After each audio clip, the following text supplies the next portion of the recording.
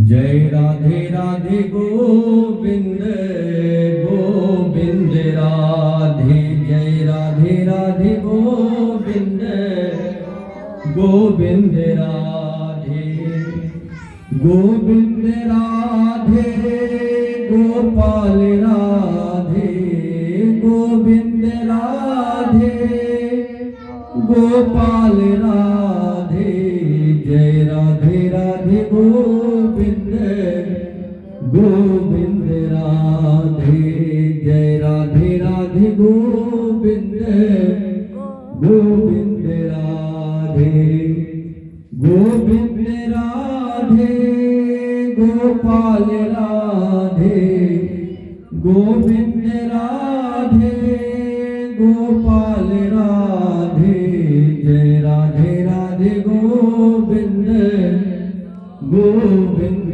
राधे, जय राधे राधे गोविंद गोविंद राधे। बोलिए भागवत महापुराण की। वासुदेवं वासुदेवं सुतं देवं कंसचारूढमर्दनं देवकी परमानन्दं कृष्णं वन्दे जगद्गुरुं। मूकं करोति वाचालं पङ्गुं लङ्घयति गिरिं, यत्कृपातमहं वन्दे परमानन्दमाधवम्। परमात्मा की प्रत्यक्ष कृपा का दर्शन है मनुष्य शरीर मिलना। भगवान कहते हैं कि अनंत योनियों में भटकने के बाद अगर भगवत कृपा से कहीं मनुष्य का जन्म मिलता है और उसमें भी धर्मपरायण, सत्संग और अच्छे परिवार में, संत सेवी परिवार में जन्म होता है, वह और भी सुखदायी माना गया है।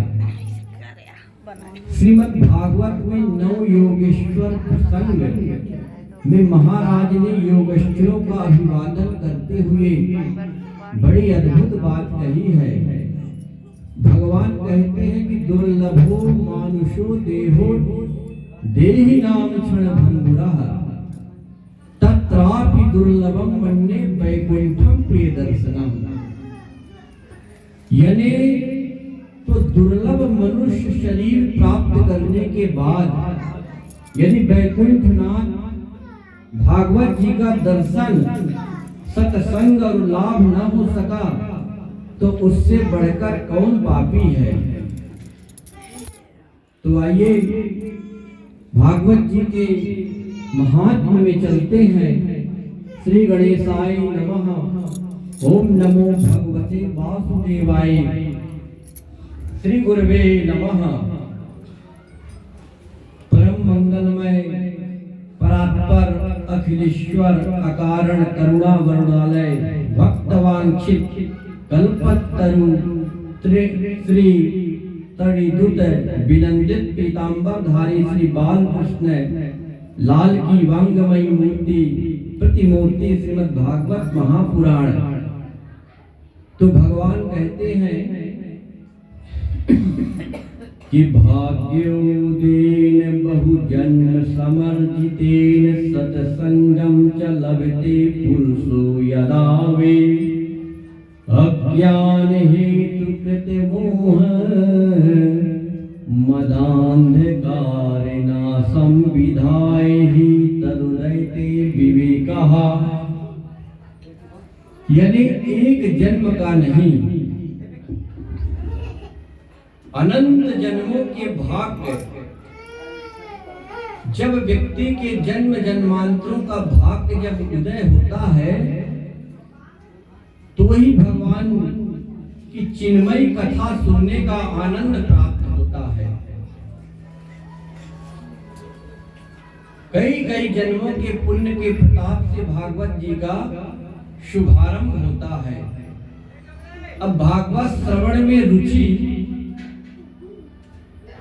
भागवत में रुचि तभी हो पाती है जब भगवान गोविंद की कृपा होती है, अन्यथा नहीं होती है। देखिए, भागवत की कथा कभी मनोरंजन की दृष्टि से नहीं सुनना चाहिए। ठीक है, थोड़ा मनोरंजन हो जाए और भगवान की कथा इस भावना से नहीं सुननी चाहिए कि यह मनोरंजन है। इस भावना से सुननी चाहिए कि हमारे जीवन में परिवर्तन आए, यानी गोविंद के चरणों में हमारी निष्ठात्मक प्रीति हो।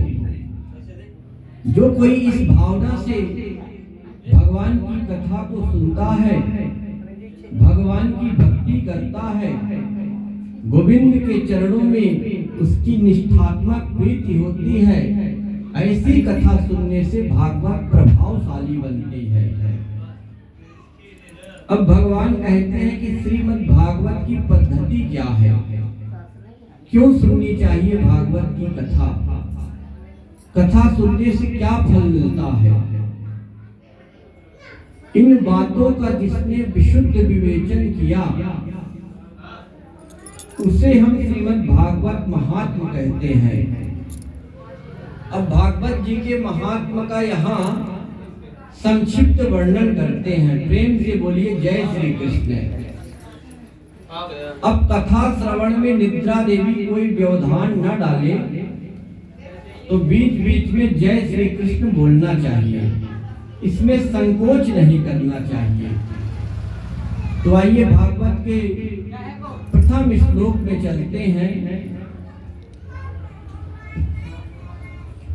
सच्चिदानंद रूपाय विश्वोत्पत्त्यादि हेतवे तापत्रय विनाशाय श्री कृष्णाय वयं नमः।